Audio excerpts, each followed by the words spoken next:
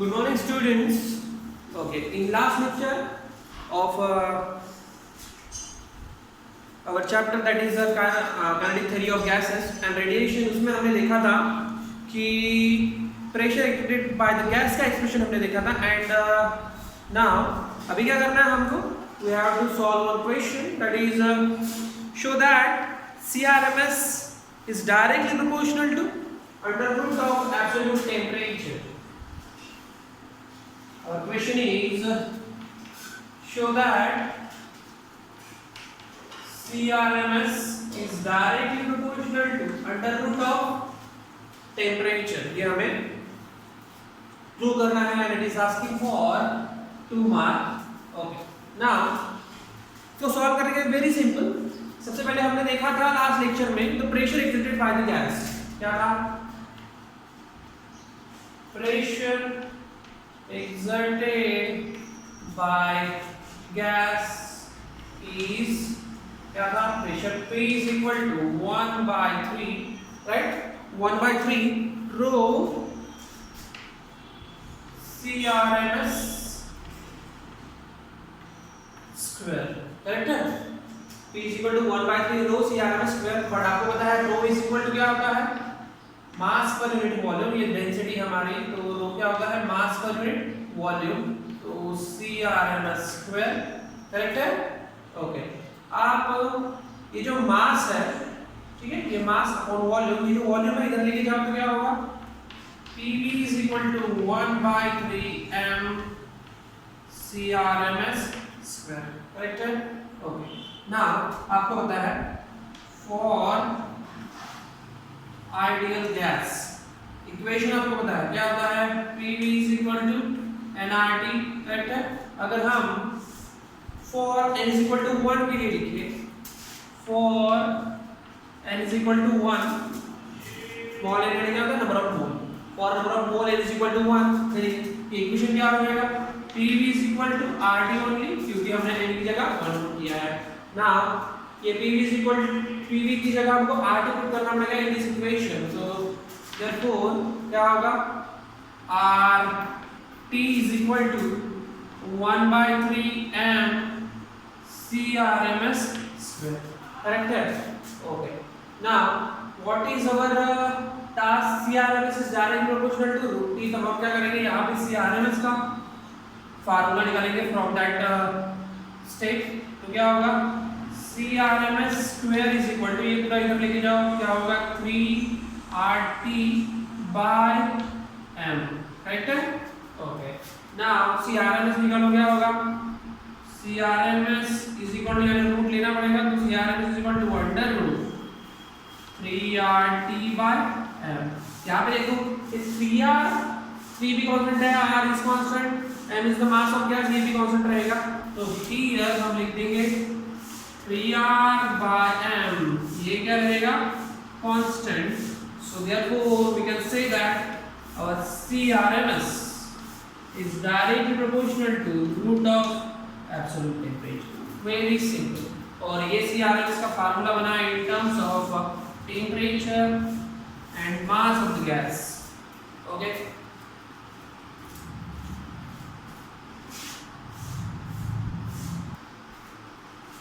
Now our next topic is average kinetic energy. तो हमें find करना है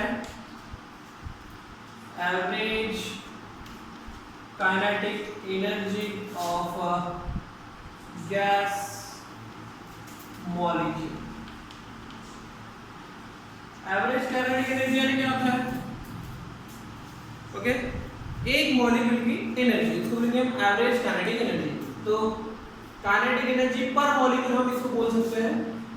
काइनेटिक एनर्जी पर मॉलिक्यूल भी हम इसको बोल सकते हैं कि हर एक मॉलिक्यूल की काइनेटिक एनर्जी कितनी रहेगी. सो फॉर दैट सबसे पहले तो हमें फाइंड करना पड़ेगा काइनेटिक एनर्जी ऑफ गैस. तो सबसे पहले फाइंड करेंगे हम kinetic energy of gas.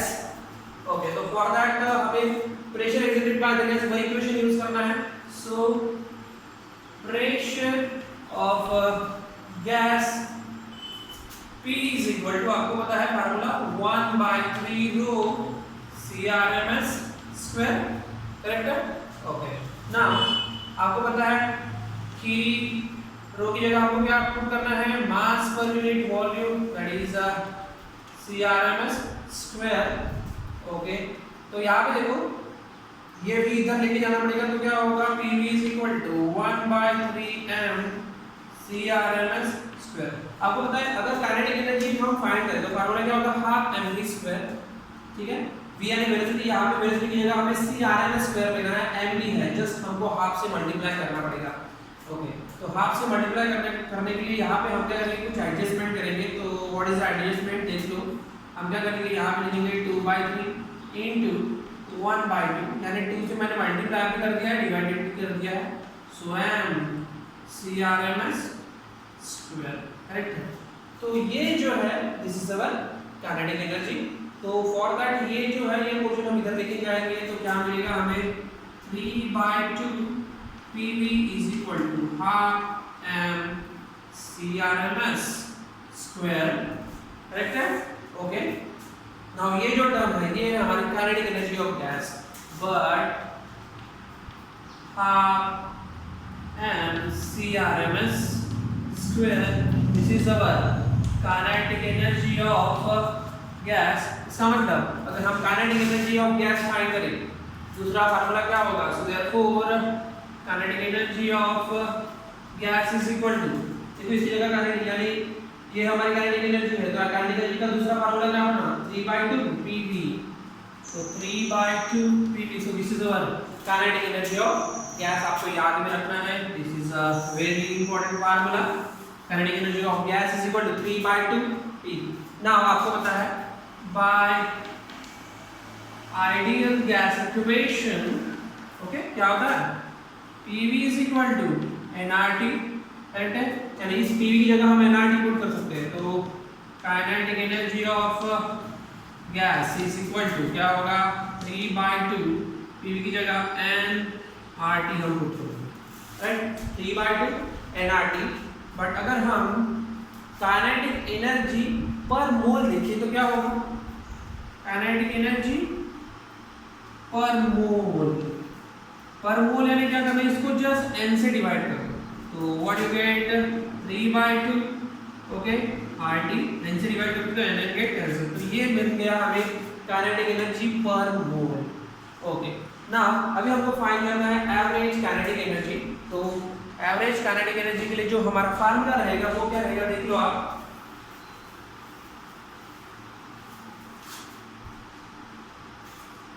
so average kinetic energy of gas, average kinetic energy of gas क्या रहेगा, फार्मूला है kinetic energy per mole divided by Avogadro number,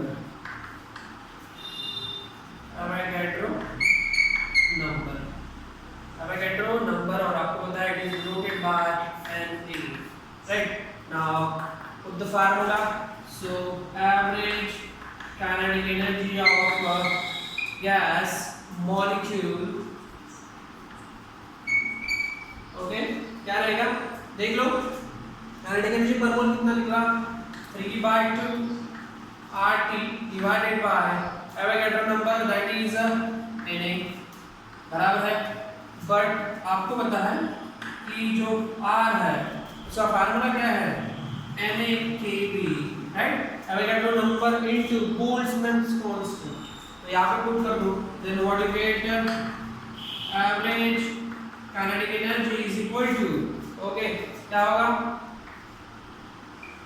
3/2, R की जगह आपको पुट करना है NaKB और T divided by Na, right? This Na get cancel, तो average kinetic energy is equal to, what you get, formula, average kinetic energy is equal to 3/2 kBT, यानी हर एक molecule की जो काइनेटिक एनर्जी रहेगी वो कितनी रहेगी, 3/2 kBT।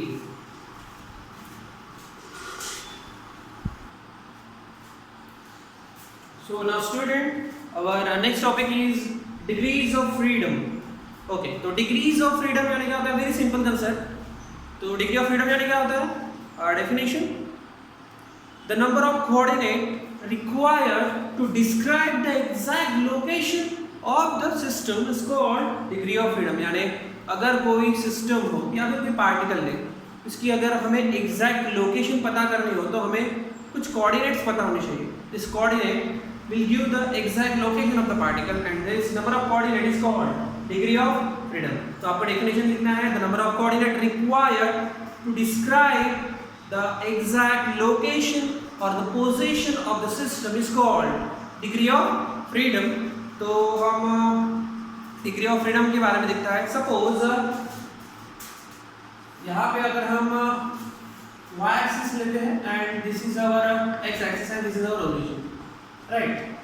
तो सपोज हम ऐसा बोलते हैं कि particle is constrained to move along X axis, यानी हमने पार्टिकल, हमारा जो पार्टिकल है it is moving only along X axis. अगर हम हमारा पार्टिकल यहाँ ऐसे मूव कर रहा है एंड यहाँ पे पहुंच गया, ठीक है, means our particle is moving only along X axis, constrained to move along X axis. Then अगर हम इसकी एग्जैक्ट पोजीशन अगर हम फाइंड करें फ्रॉम द ओरिजिन, तो हमें जस्ट इसका एक ही कोऑर्डिनेट पता होना चाहिए, दैट इज कौन सा कोऑर्डिनेट? एक्स कोऑर्डिनेट पता होना चाहिए। तो हमें इस पार्टिकल P की एग्जैक्ट लोकेशन पता चल जाएगी। ओके, तो याद रखना है particle moving along line, okay, moving along line, तो उसको बोलेंगे हम, उसकी डिग्री ऑफ फ्रीडम कितनी होगी? 1। ओके, तो व्हेन हम लेते हैं when particle moving along line, ठीक है, degree of freedom is degree of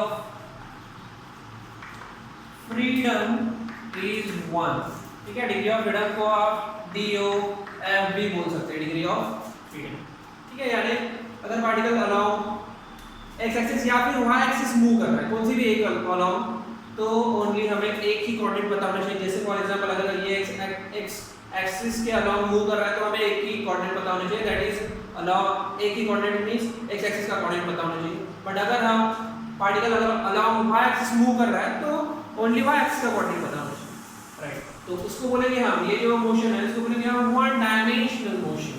तो ये होगी 1D मोशन, ठीक है ना।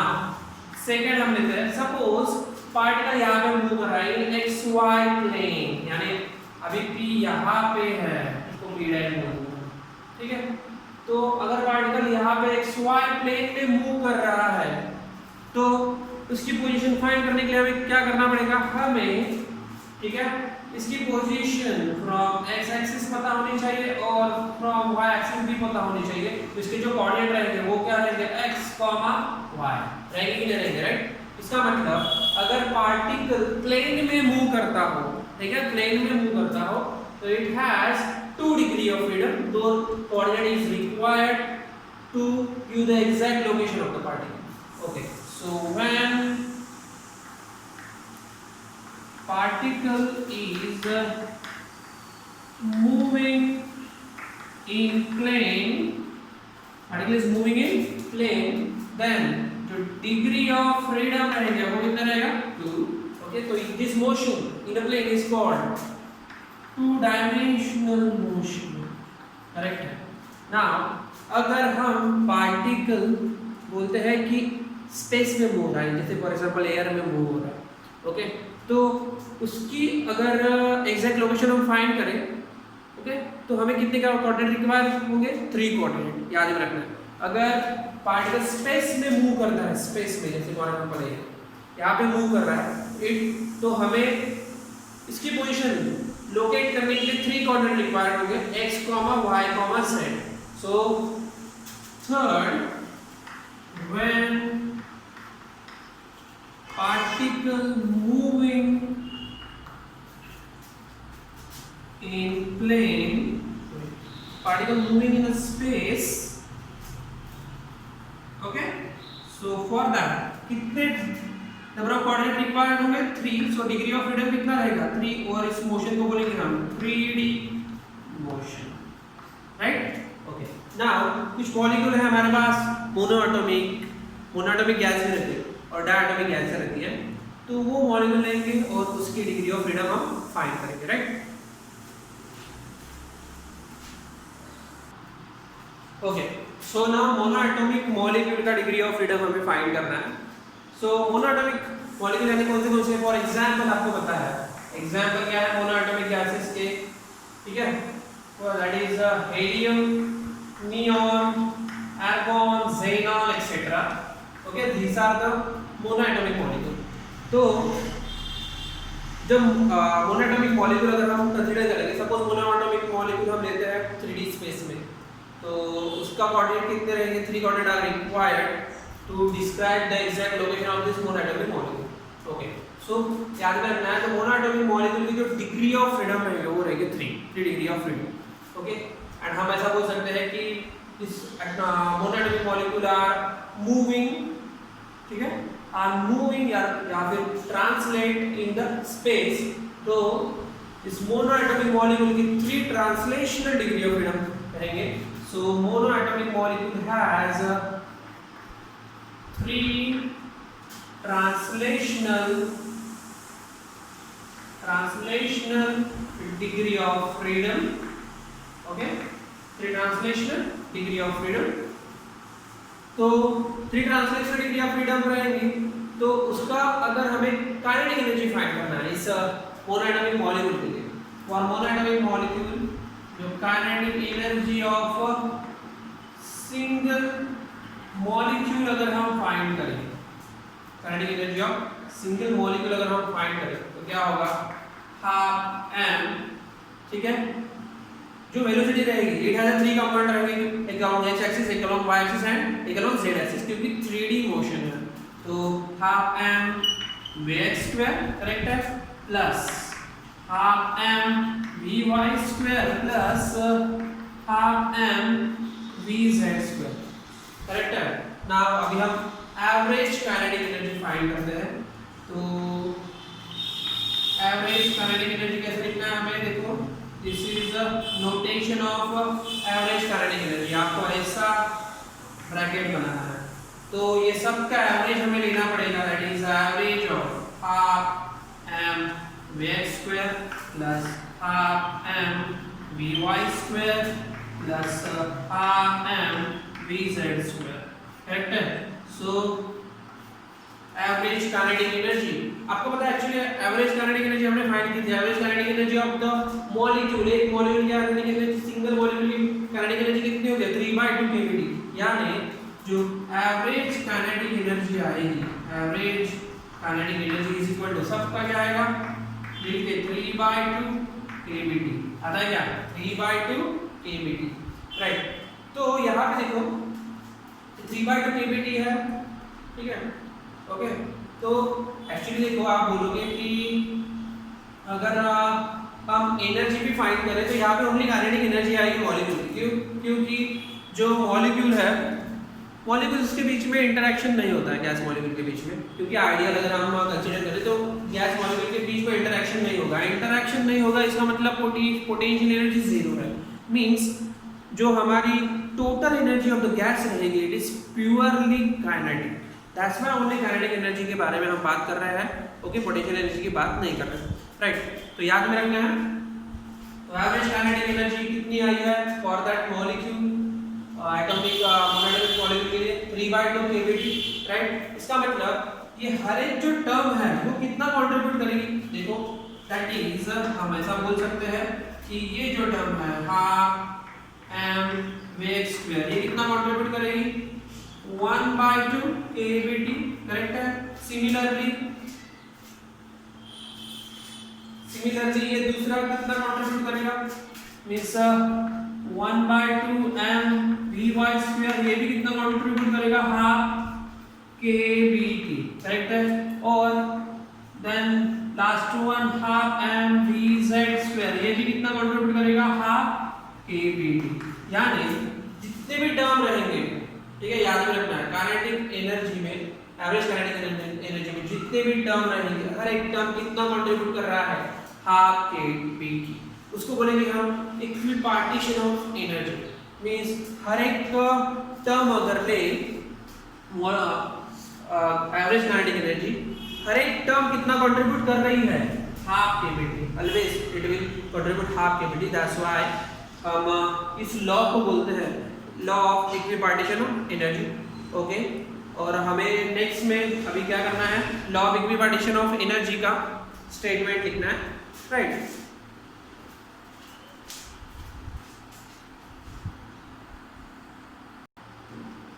Okay, our next topic is law of equipartition of energy। अभी हमने देखा कि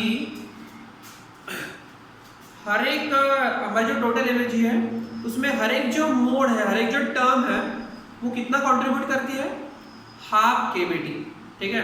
distribute means total energy is divided into जितने भी पार्ट, हर एक पार्ट कितना कंट्रीब्यूट करेगा, हाफ केवीटी। तो हम ऐसा बोल सकते हैं कि हर एक पार्ट इक्वली डिस्ट्रीब्यूट होता है, that's why it is called law of equipartition of energy. Statement क्या है, देख लो, in equilibrium the total energy is equally distributed in all possible energy modes with each mode having average energy is equal to half kV। Okay, ये आपको लिख लेना है, it is asking for 2 mark, right. Now अभी हम for 2 dimension means हम second लेंगे और डायटोमिक मॉलिक्यूल, डायटोमिक मॉलिक्यूल के लिए एवरेज एनर्जी हम फाइंड करेंगे। डायटोमिक मॉलिक्यूल, डायटोमिक मॉलिक्यूल का एग्जाम्पल क्या है आपको पता है, that is O2, N2 etcetera. Okay, this is they are the diatomic molecule O2, N2 etcetera, right. तो डायटोमिक मॉलिक्यूल में क्या होता है, जो हमारा मॉलिक्यूल है नाउ अभी स्पेस में ट्रांसलेट भी हो रहा है, ओके, बट डायटोमिक मॉलिक्यूल कैसा रहता है, ऐसा रहता है, they are connected with each other, okay, with some bond. तो जब वो ट्रांसलेट होंगे देन वो रोटेट भी होंगे साथ में, ठीक है। तो ये जो हमारे डायटोमिक मॉलिक्यूल रहेंगे वो सब मूव भी हो रहा है, ट्रांसलेट भी हो रहा है और साथ में रोटेट भी हो रहा है। तो it has, diatomic molecule has 3 translational degree of freedom, okay, and 2 rotational degree of freedom. तो diatomic molecule has 3 translational degree of freedom, 2 translational degree of freedom and 2 rotational degree of freedom। so for that जो हमें kinetic energy मिलेगी, ठीक है, तो total kinetic energy क्या रहेगी, translational के लिए क्या रहते हैं, 3 वेलोसिटीज रहेगी, means half mvx² plus half mvy² plus half mvz², correct है। तो ये मतलब 3 translational degree of freedom. Means translational kinetic energy हमें जब पहले हम क्या लिख देते हैं, देखो, total kinetic energy divided into 2 part, translational and rotational. तो क्या रहेगी, सबसे पहले काइनेटिक एनर्जी जो रहेगी वो रहेगी translational kinetic energy, second is rotational kinetic energy रहेगी, ठीक है, रोटेशनल काइनेटिक एनर्जी। तो हमारी टोटल काइनेटिक एनर्जी बिकम क्या हो जाएगी, टोटल काइनेटिक एनर्जी, ठीक है, ट्रांसलेशनल है। तो यहाँ पे आपको पता है there are 3 component of the velocity, means half mvx² plus half mvy² plus half mvz² plus, ठीक है, ये रोटेशनल काइनेटिक एनर्जी का फार्मूला क्या है, क्या है, हाफ I ओमेगा स्क्वायर, है क्या नहीं, okay, half I omega square. तो क्या होगा, देखो formula, half first rotational kinetic energy half I1 omega 1 square, ठीक है, plus half I2 omega 2 square. आपको पता है kinetic rotational kinetic energy half I omega square होती है, हमने rotational dynamics means rotation motion जो चैप्टर था उसमें पढ़ा है हमने, राइट। तो यहाँ पे देखो, so this is our total kinetic energy and average kinetic energy हम फाइंड करेंगे। तो हर एक टर्म कितना कंट्रीब्यूट करता है, हाफ केवीटी कंट्रीब्यूट करेगा, ठीक है। तो याद में रखना है आपको कि हर एक टर्म यहाँ पे कंट्रीब्यूट कितना करता है, हाफ केवीटी, राइट. तो this is our total kinetic energy for the diatomic molecule. It has 3 translational degree of freedom and 2 rotational degree of freedom. Okay. तो अगर हम वाइब्रेटिंग मॉलिक्यूल की बात करें,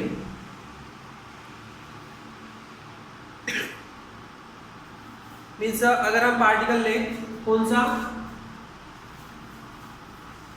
ठीक है. नाउ सपोज मॉलिक्यूल इज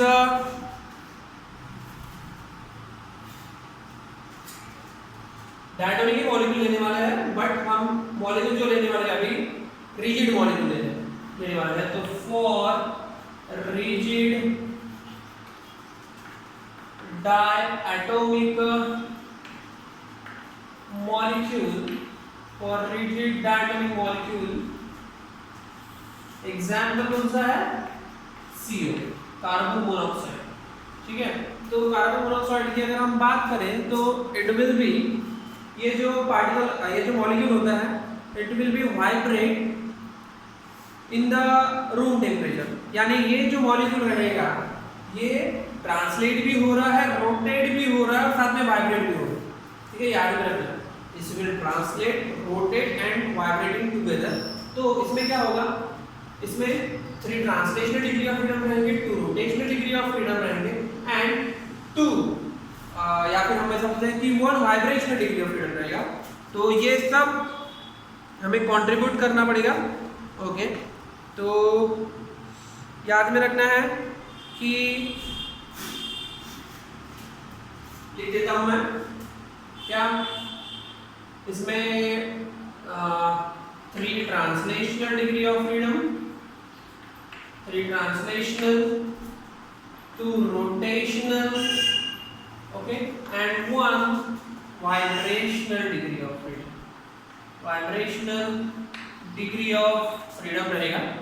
ठीक है ना. अभी हमें इसके लिए टोटल एनर्जी कंट्रीब्यूट करना है, लिखना है. तो क्या होगा, जो हमारी टोटल काइनेटिक एनर्जी रहेगी, total kinetic energy is divided into 3 part. कौन सा, फर्स्ट कौन सी काइनेटिक एनर्जी रहेगी, फर्स्ट रहेगी हमें ट्रांसलेशनल काइनेटिक एनर्जी. सेकंड जो काइनेटिक एनर्जी रहेगी वो रहेगी हमारी rotational kinetic energy and last one that is vibrational kinetic energy. ठीक है. तो आपको ये बात इसके बारे में पता है, रोटेशनल के बारे में पता है, बट ये जो वाइब्रेशनल काइनेटिक एनर्जी है, इट हैज 2 टर्म इन, तो ये जो वाइब्रेशनल काइनेटिक एनर्जी है, it has 2 term, that is half mu square plus nu I है, that is half k r square. Okay. तो यहाँ पे देखो m is the mass of the molecule, u क्या है, velocity of vibration. Here हम लिख देते हैं u क्या है, velocity of vibration. Okay. और ये क्या है, ये related to force constant है, right? and ये जो r है, r the distance between 2 molecule या फिर distance between inter particular distance भी हम बोल सकते हैं. तो ये है इंटर एटॉमिक डिस्टेंस बोलते हैं, इंटरएटॉमिक डिस्टेंस. ओके. तो this is the vibration kinetic energy. Now अगर हमने टोटल अगर हमने काइनेटिक एनर्जी फाइंड की तो क्या होगा, total kinetic energy is equal to, now अभी टर्म ऐड करेंगे. सबसे पहला जो kinetic energy, translational kinetic energy क्या होगा, half mvx² right, plus half mvy² plus half mvz², correct है. प्लस ये kinetic energy, translational kinetic energy होगी. ना रोटेशनल काइनेटिक एनर्जी क्या रहेगा, half I1 omega 1² plus half I2 omega 2². Now vibrational half mu² plus half k r². So this is the total kinetic energy for rigid diatomic molecule like carbon monoxide. तो यहाँ पे आज का lecture खत्म होता है। नाउ नेक्स्ट लेक्चर में हम कुछ न्यू टॉपिक लेंगे, दैट इज स्पेसिफिक हिट्स के बारे में हमें पढ़ना है नेक्स्ट टॉपिक में। ओके, तो आपको कुछ भी डाउट होता हो तो आप कमेंट करो, ओके राइट, एंड मैसेज करो, I will give the explanation. तो मिलते हैं नेक्स्ट लेक्चर में। Kindly subscribe and like my channel.